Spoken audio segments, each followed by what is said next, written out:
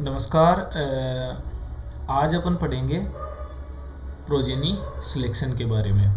क्या progeny selection होता है, क्या इसके एडवांटेज हैं, क्या इसके डिसएडवांटेज हैं, इसकी मेथडोलॉजी क्या है और इसमें जो क्या क्या अपन को सावधानी रखनी है, क्या क्या अपन को जो एरर आने के चांस है वो अपन इस प्रोजेनी सिलेक्शन में पढ़ेंगे।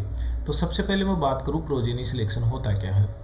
तो जब अपन किसी सायर का क्रॉस किसी डैम से करवाते हैं तो उसकी जो संतति होती है, जैसे मान लो अपने पास उसकी क्या है, डॉटर है, तो इस डॉटर की परफॉर्मेंस के बेस पे अपन इंडिविजुअल का सिलेक्शन करेंगे। इसकी जो परफॉर्मेंस होगी इससे अपन क्या करेंगे, इंडिविजुअल का सिलेक्शन करेंगे, जिससे अपन को पता लगेगा इंडिविजुअल का सिलेक्शन से कि ये अपन आगे फर्दर ब्रीडिंग के लिए इसको रखना है या फिर इसको कल कर देना है। ठीक है, तो अगर इसकी परिभाषा देखें तो परिभाषा यही है कि अपन क्या करते हैं, प्रोजेनी के बेस पे ब्रीडिंग वैल्यू ज्ञात करते हैं इसकी, इंडिविजुअल की। ठीक है, तो इसका अब पढ़ेंगे इसका प्रिंसिपल क्या है। तो इसका प्रिंसिपल है कि देखो क्या होता है, ये डॉटर है तो इसमें इनहेरिटेंस होगा। आधे जो करेक्टर आएंगे वो किसकी वजह से आएंगे, सायर की वजह से, और आधे करेक्टर आएंगे किसकी वजह से, डेम की वजह से।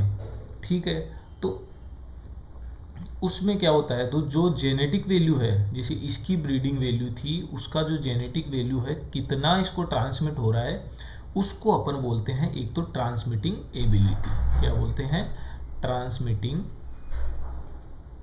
एबिलिटी। ट्रांसमिटिंग एबिलिटी का मतलब होता है जेनेटिक वैल्यू जो कि किसमें गई है, संतति में या प्रोजेनी में।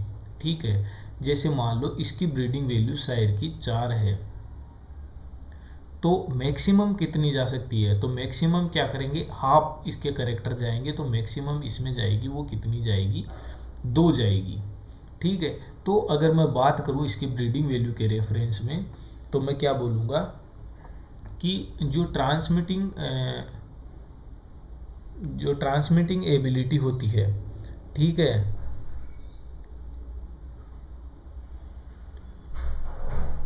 वो क्या होती है, ट्वाइस ऑफ ब्रीडिंग वैल्यू। ठीक है, जैसे transmitting ability twice of breeding value. ठीक है, क्योंकि इसकी मान लो इसकी ब्रीडिंग वैल्यू 2 है, तो इसका ट्वाइस क्या हो गया, इसकी ट्रांसमिटिंग एबिलिटी जो क्या है, ये इससे शायर से अपन को प्राप्त हुई है। ठीक है, तो ये चीज़ें अपन इसमें 1 बाय 1 डिस्कस करते हैं। तो चलिए स्टार्ट करते हैं। इसकी डेफिनेशन में क्या लिखोगे आप, डेफिनेशन में लिखोगे इसकी, the selection criteria for evaluating an individual based on his progeny performance is known as progeny selection, या फिर प्रोजेनी टेस्टिंग अपन इसको बोल देंगे। ठीक है, progeny testing is important basis of selection.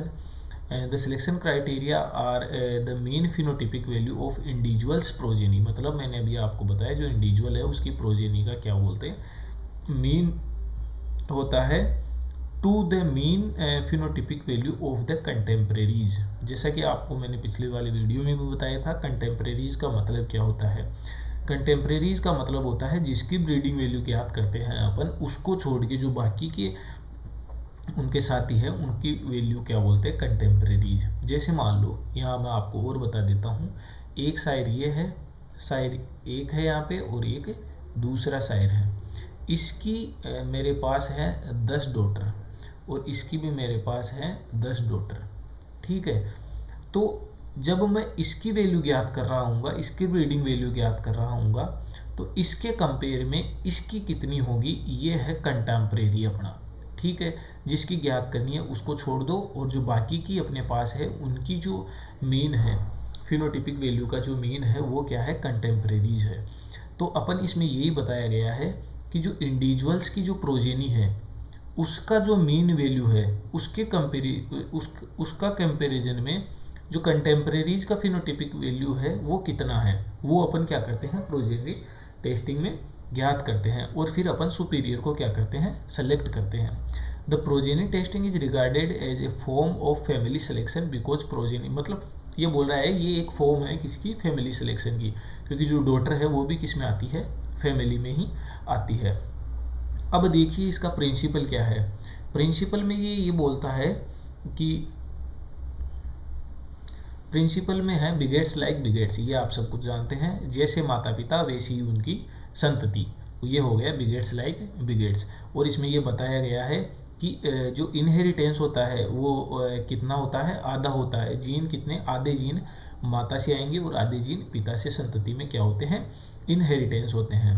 देखो ये देखो, this is taken as the transmitting ability of the parents, hence the breeding value of the parents is twice the mean deviation of the progeny from the population mean. ये मैंने आपको बता दिया transmitting ability क्या होती है, और ये क्या होती है, ब्रीडिंग वैल्यू की ट्वाइस होती है। ठीक है, अब सेकंड बोल रहा है प्रिंसिपल में कि सैम्पलिंग नेचर ऑफ इनहेरिटेंस। देखो सैम्पलिंग नेचर ऑफ इनहेरिटेंस का मतलब क्या है, जैसे अपन पढ़ते हैं इनमें क्या होता है, जीनोटाइप जो होता है, जीनोटाइप अपन को दिखाई नहीं देता है, लेकिन फिनोटाइप क्या होता है अपन देख सकते हैं। तो अपन जो ब्रीडिंग वैल्यू ज्ञात करेंगे वो किसके बेसिस पे ज्ञात करेंगे, फिनोटाइप के बेसिस पे। और फिनोटाइप के बेसिस पे अपन क्या इवेलुएट करते हैं, उसका जीनोटाइप, कि उसका जीनोटाइप कैसा होगा। ठीक है, ये चीज़ अपन ज्ञात करते हैं। लेकिन अब इसमें प्रॉब्लम यह है कि जैसे अपन ने मोनोहाइब्रिड डाईहाइब्रिड क्रॉस पढ़ा था, तो मोनोहाइब्रिड डाईहाइब्रिड क्रॉस में क्या होता है, जो अपना एलील का क्या हो जाता है, सेग्रीगेशन हो जाता है। और सेग्रीगेशन होने पे ज़रूरी नहीं है कि जो एलील पिता में थे या माता में थे वही एलील किसमें ट्रांसमिट हो, संतति में ट्रांसमिट हो। तो इससे क्या होता है, जेनेटिक वेरिएशन आ सकता है। जैसे मान लो कैपिटल ए ये तो है मेल का, ठीक है, स्मॉल ए ये है फीमेल का। तो अपने पास ये जस्ट मैं अजम्पशन कर रहा हूँ, मान रहा हूँ आपको वहाँ समझाने के लिए। तो ये क्या है, हेटेरोजाइगस कंडीशन में है, और हेटेरोजाइगस कंडीशन में बहुत ही अच्छा सुपीरियर है। लेकिन इनकी जो संतति है मान लो, तो इसका कॉम्बिनेशन जीनोटाइप चेंज होगा, और जो जीनोटाइप चेंज हुआ मान लो ये उसके संतति में आ गया, तो इसकी वजह से क्या होगा, अपना जो ब्रीडिंग वैल्यू है जो संतति की वो कम आएगी, क्योंकि ये क्या कौन सा है, रिसेसिव है। तो जब अपने पास हेटेरोजाइगस था तो मतलब अपने पास सुपीरियर मेल था, तो कोई ज़रूरी नहीं है कि सुपीरियर मेल की जो संतति उत्पन्न होगी वो भी सुपीरियर ही होगी। ठीक है, क्यों, क्योंकि अपने पास क्या है, सेग्रीगेशन की वजह से क्या होती है, इसमें प्रॉब्लम्स आती है। यही इसने लिख रखा है कि चांस एट सेग्रीगेशन में B result in any one of few progeny receive a good और पुअर, मतलब अच्छे एलील का कॉम्बिनेशन भी आ सकता है और इन्फीरियर एलील का कॉम्बिनेशन भी आ सकता है। Different gene are transmit by a parent to its different progeny due to segregation of the gene during gamete formation. ये तो था इसके बारे में कि ये जो देखो ये यहाँ पे अच्छी लाइन लिख रखी है कि this segregation is called the Mendelian error, मतलब ये जो आ सकता है वो किसने बताया था, मेंडल ने अपन को बताया था। तो ये तो था किसका, ये तो अपने पास हो जाएगा जेनेटिक एरर, मतलब ये अपने जीनोटाइप के कारण है, तो जेनेटिक एरर। एक जो एरर आ सकता है वो किसकी वजह से आ सकता है, इन्वायरमेंट की वजह से भी एरर आ सकता है। मान लो उसका जो कॉम्बिनेशन था, जो एलील का कॉम्बिनेशन था प्लस कैपिटल ए और स्मॉल ए था, वो जो कि क्या था, सुपीरियर। लेकिन अब इसको मान लो ना भोजन ढंग से मिल रहा है इसको, ठीक है, ना इसको इन्वायरमेंट ढंग से मिल रहा है, ना कंसंट्रेट फीडिंग अच्छे से हो पा रही है, तो इसको क्या है, पर्याप्त मात्रा में अनुकूलित वातावरण नहीं मिल रहा, तो इसके कारण क्या होंगे, इसके जीन एक्सप्रेस अच्छी तरह से नहीं हो पाएंगे। तो उसकी वजह से भी क्या होता है, प्रीजेनिंग टेस्टिंग में जो ब्रीडिंग वैल्यू है अपनी वो क्या आएगी, कम आएगी। तो दो अजम्पशन है, दो एरर अपने आ सकते हैं। तो इन्होंने क्या किया, इन एरर को दूर करने के लिए क्या किया इन्होंने कि प्रोजेनी की साइज बढ़ा दी, इन्होंने जो प्रोजेनी साइज थी वो इंक्रीज कर दी। अब जब प्रोजेनी साइज इंक्रीज हो गई तो उसमें एरर क्या हो जाता है, कम हो जाता है। आप सब ने सुना है सैंपल साइज जितनी ज़्यादा होगी, सैंपल साइज जितनी ज़्यादा होगी एरर उतना ही क्या होगा, उसमें कम होगा। ठीक है, तो उन्होंने क्या किया, वैज्ञानिकों ने क्या किया कि इनकी प्रोजेनी के जो साइज थी वो बढ़ा दी। मतलब अब 10 प्रोजेनी ना लेके वो ले रहे हैं 500 प्रोजेनी या फिर 1000 प्रोजेनी।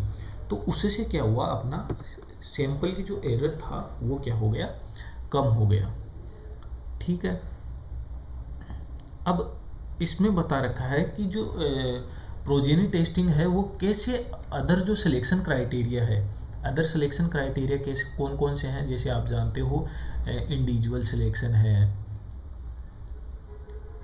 इंडिविजुअल सिलेक्शन है, फैमिली सिलेक्शन है, ठीक है, और कौन सा हो गया, पेडिग्री सिलेक्शन है। तो ये ऐसे बोल रहा है कि अपना जो प्रोजेनी टेस्टिंग है वो इंडिविजुअल सिलेक्शन, फैमिली सिलेक्शन और पेडिग्री सिलेक्शन से कैसे बेटर है, किस लिहाज में ये सबसे अच्छा है, किन किन चीज़ों में ये सबसे अच्छा है।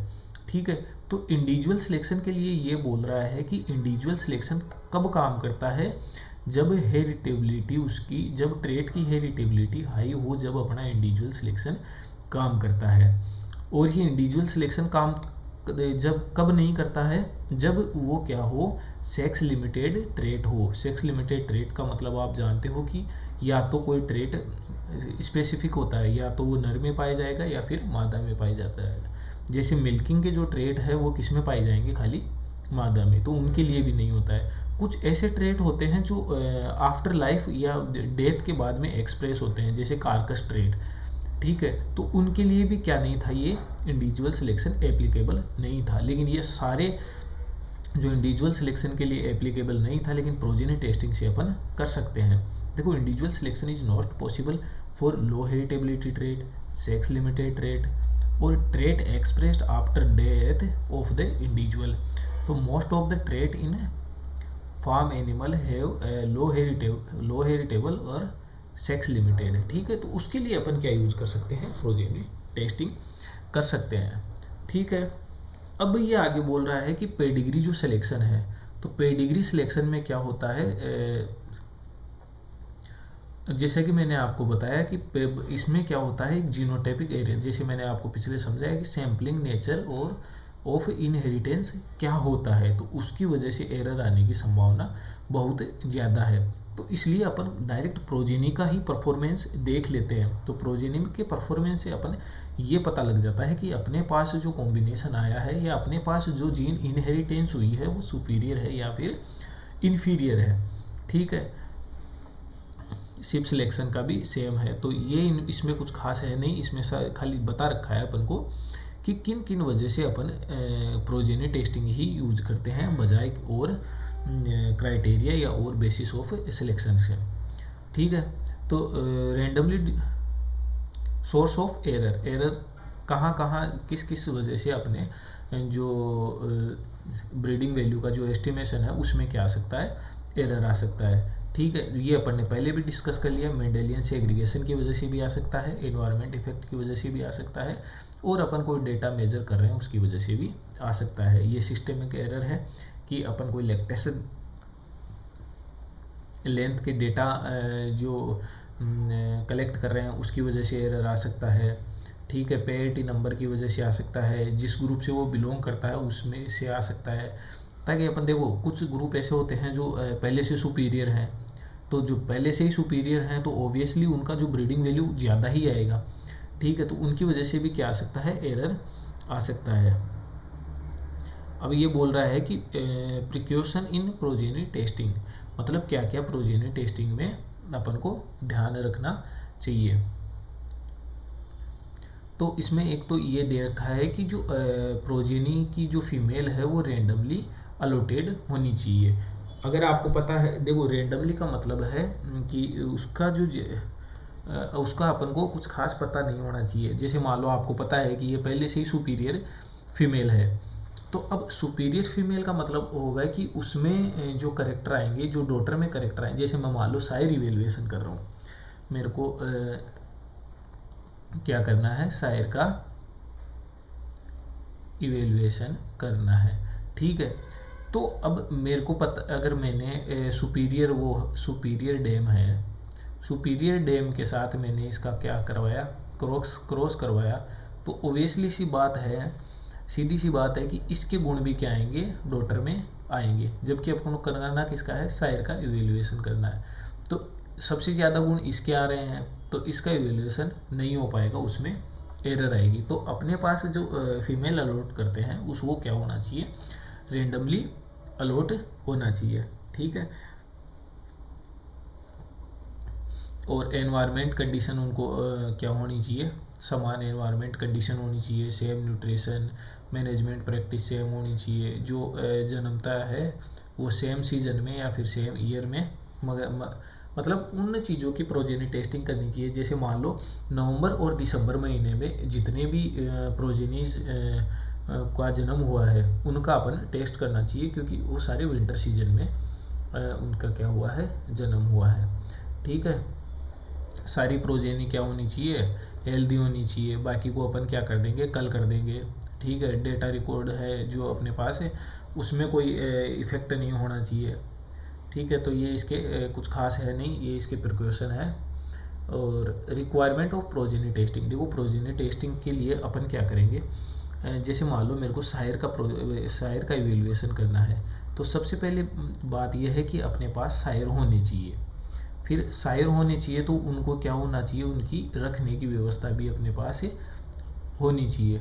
अब ये रखेंगे तो इनका अपन क्या लेंगे, एआई डोज बनाएंगे, ठीक है। इनके सीमन की एआई डोज बनाएंगे, तो उन डोज को फ्रीज करने का भी अपने पास जुगाड़ होना चाहिए, मतलब फ्रोजन का फैसिलिटी भी अपने पास होनी चाहिए। प्लस इसका जो रिकॉर्ड है वो रिकॉर्ड भी अपने पास होना चाहिए, रखने के लिए अपने पास फैसिलिटी होनी चाहिए, ठीक है। तो ये इसमें यही दे रखा है कि अपन को 4 से 5 फीमेल रखने की फैसिलिटी होनी चाहिए। दूसरा बात है कि ये फ्रोजन सीमेन की अपने पास फैसिलिटी होनी चाहिए, रिकॉर्ड इंफॉर्मेशन, ठीक है, on the progeny. Large population is also require. ये देखो लार्ज पॉपुलेशन क्यों रिक्वायर है, लार्ज पॉपुलेशन इसलिए रिक्वायर है क्योंकि जो सैंपल साइज, अगर सैंपल साइज बड़ा होगा तो उसमें एरर आने की संभावना उतनी ही क्या रहेगी, कम रहेगी, ठीक है। अब देखो प्रोजेनी इसलिए बोल रहा है कि सेवरल हर्ड में क्या होना चाहिए, प्रोजेनी का टेस्ट होना चाहिए। क्यों, क्योंकि जितने ज़्यादा प्रोजेनी होंगी उतनी ही ज़्यादा अपने पास एक्यूरेसी होगी, ठीक है। ये बोल रहा है कंटेम्परेरीज फ्रॉम अदर सायर्स, ठीक है, उनका कंपैरिजन अपन करेंगे, है ना। कंटेम्परेरीज मैंने आपको बताया था कौन से कंटेम्परेरी सायर होते हैं, जिसका अपन ब्रीडिंग वैल्यू ज्ञात कर रहे हैं, उसका छोड़ के जो दूसरे सायर हैं उनका जो ब्रीडिंग वैल्यू है वो कहलाएगा अपना कंटेम्परेरीज, ठीक है। नंबर ऑफ प्रोजेनी जितने ज़्यादा होंगे, इसमें बोल रहा है कि जब तक अपने पास टेस्ट पूरा ना हो जाए तब तक अपन को क्या नहीं करना, उसको कल नहीं करना, उसको बाहर नहीं निकालना, तब तक उसको पालते रहना है, रेयर करते रहना है, ठीक है। Progeny testing should be complete as early as possible, क्योंकि इसका प्रोजेनी टेस्टिंग का जो सबसे बड़ा डिसएडवांटेज है वो यही है, क्योंकि इसमें क्या लगता है रे, टाइम लगता है। जैसे मान लो मैं सायर इवेल्युएशन कर रहा हूँ, तो सायर इवेल्युएशन में मैंने मान लो एक मेल काफ को सिलेक्ट किया, ठीक है। अब मेल काफ जो सीमन की डोज तैयार हो, जो सीमन कब कलेक्ट कर सकते हैं, जब इसकी मैच्योरिटी आएगी, और जन्म से लेके इसकी मैच्योरिटी में टाइम लग जाता है 2 साल, ठीक है। 2 साल में क्या होगा, अपने पास इसका सीमन कलेक्ट करना स्टार्ट करेंगे अपन। तो 2 साल में अपन ने क्या, 2 साल बाद में अपने पास क्या आया, एआई आया। तो अपन ने इसको किसी डैम में इंट्रोड्यूस करवाया, तो डैम ने क्या किया, कंसीव कर लिया, ठीक है, कंसीव कर लिया। तो कंसीव करने के 1 साल बाद वो क्या देगी, बच्चे को जन्म देगी। अब वो बच्चा क्या है, उसकी डॉटर है। अब उस डॉटर बड़ी होगी, डॉटर कम से कम भी 3 साल बाद में डॉटर क्या करेगी, फिर कंसीव करेगी, और कंसीव करने के बाद में 1 साल बाद में बच्चा देगी, ठीक है। अब जब 1 साल बाद में बच्चा देगी तो उसका जो माता थी उसकी जो वो उसका लैक्टेशन अपन को देखना है कि कितना दूध दे रही है, क्योंकि फिर इसके परफॉर्मेंस के आधार पे ही तो अपन क्या डिसाइड करेंगे, इसके सायर को डिसाइड करेंगे। ठीक है, तो अब देखो जनरेशन इंटरवल कितना हो गया, 2 साल ये हो गए, 1 साल ये हो गए, 4 4 3 7 और 7 और 1 8, कम से कम भी 8 9 साल इसमें लग जाते हैं। तो इसका जनरेशन इंटरवल काफ़ी बड़ा होता है, इसलिए ये काफ़ी कॉस्टली भी हो जाता है मैनेजमेंट एस्पेक्ट से भी और इकोनॉमिक एस्पेक्ट से भी। ठीक है, और इसमें काफ़ी जनरेशन इंटरवल भी लंबा है। ठीक है, अब इसमें दे रखा है कि कॉन्स्ट्रेंट्स इन प्रोजेनी टेस्टिंग, अपने प्रोजेनी टेस्टिंग में क्या क्या बाध्यता आती है वो अपन इसमें देखते हैं। एक तो बाध्यता आती है कि स्मॉल पॉपुलेशन साइज, जैसे मान लो एक आदमी है, एक आदमी ज़्यादा से ज़्यादा कितने पशु रेयर कर सकता है, अपन एक हेड में कितने पशु करवा सकते हैं, 400 करवा सकते हैं।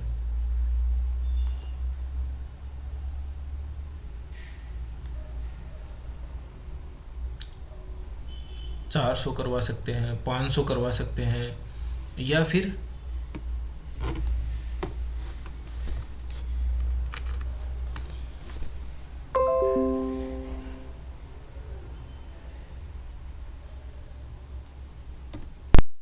या फिर 600 करवा सकते हैं। ठीक है, अब मान लो पॉपुलेशन साइज का मतलब क्या है, अपन 400, तो 400 में भी अपने पास एरर आने की क्षमता रहेगी। तो अपन इस कमी को दूर करने के लिए क्या करते हैं, या तो पास वाले हर्ड, मतलब जो और हर्ड है उसमें एआई करेंगे अपन, तो उनको बोलते हैं एसोसिएटेड हर्ड। ठीक है, या फिर मैं फील्ड लेवल पे करूँगा, एक एक घर घर जाके जो अपने एआई स्टोर होते हैं वो दे दूंगा, तो उसको क्या बोलते हैं, फील्ड लेवल। ठीक है, अब फील्ड लेवल पे मैंने कर दिया, तो इससे अपनी ये स्मॉल पॉपुलेशन साइज वाली जो प्रॉब्लम है वो दूर हो जाएगी। ठीक है, दूसरी होती है कि अनप्लान्ड मेटिंग, मतलब अपन एक तो जब ब्रीडिंग करवा रहे हैं तो अपने पास डेटा ढंग से अवेलेबल नहीं होते हैं, या फिर कुछ की जो कुछ शायर हैं उनकी डॉटर ज़्यादा होती हैं, कुछ शायर की डॉटर कम होती है, तो उससे भी अनप्लान्ड मेटिंग से भी अपने पास क्या आता है, प्रोजेनी टेस्टिंग में बाध्यता आती है। ठीक है, ये मेथडोलॉजी है, इसको अपन एक अलग से चैप्टर में पढ़ेंगे क्या इसकी मेथडोलॉजी है। ठीक है, तब तक अपन इसके देख लेते हैं, इसके ये एक्यूरेसी का इसका फॉर्मूला है, ये आपको याद करना पड़ेगा। यहाँ पे n है नंबर ऑफ प्रोजेनीज है, कितनी इसकी प्रोजेनी है, h है इसकी हेरिटेबिलिटी, t है डिग्री ऑफ कोरिलेशन, n है सॉरी हो गया इसका। ठीक है, ये इसकी क्या है, एक्यूरेसी। समझ गए, ये एक्यूरेसी का फॉर्मूला है जो अपन को याद रखना ही पड़ेगा। अब देखते हैं एडवांटेज ऑफ प्रोजेनी टेस्टिंग। जैसे कि मैंने आपको पहले ही बता दिया था, एडवांटेज में ये सेक्स लिमिटेड ट्रेड्स के लिए भी लागू होता है, लो हेरिटेबल ट्रेड के लिए भी अपन क्या कर सकते हैं, और स्लॉटर ट्रेड जो आफ्टर डेथ एक्सप्रेस होते हैं उसके लिए भी अपन कर सकते हैं। ठीक है, ये प्रोजेनी टेस्टिंग से अपन शायर को प्रूव कर सकते हैं कि ये रिसेसिव जीन इसमें है या नहीं, क्योंकि इसके कॉम्बिनेशन से आएगा। जैसे मान लो शायर में कैपिटल है और डैम में ये है, तो इसमें स्मॉल ए कभी नहीं आ सकता।